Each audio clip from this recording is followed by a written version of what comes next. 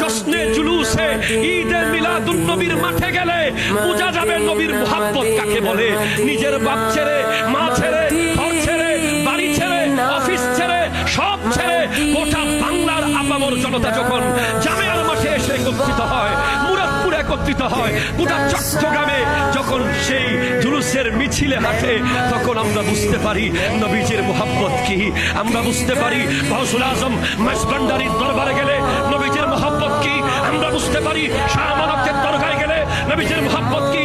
আমরা বুঝতে পারি শাহ সুলতান বলখি, শাহ সুলতান রুমি, শাহ মাকদুম রূপস, শাহ আলী বাগদাদি, গৌসুল আজম মাইজভান্ডারি, খাজা গরিব নওয়াজের দরবারে গেলে আমরা বুঝতে পারি, কারণ যেখানে ওলি আল্লাহ আছে সেখানে মিলাদ কিয়াম আছে, যেখানে ওলি আল্লাহ আছে সেখানে দুরূদ সালাম আছে।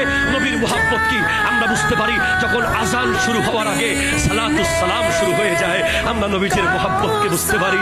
নবীজির মুহাব্বত যদি যুব সমাজের মধ্যে ইনজেক্ট করতে হয়, তাদেরকে বুঝাতে হবে সিগনিফিক্যান্সি কি, এই মুহাব্বতের প্রতিদান কি। এক সাহাবা আমার নবীর দরবারে এসে বলে, ইয়া রাসূলুল্লাহ মাতাসা, কিয়ামত কখন কায়েম হবে? নবীজি জিজ্ঞেস করলেন, মা আদাতালাহা, তুমি কিয়ামতের জন্য কি জোগাড় করেছো? বলে, আমার কাছে তো নামাজ নাই, আমার কাছে তেমন দেখানোর মতো কিছু নাই, কিন্তু ইন্নী উহিব্বুল্লাহ ওয়া রাসূলা, আমি আল্লাহ এবং তার রাসূলকে ভালোবাসি। নবীজি বললেন,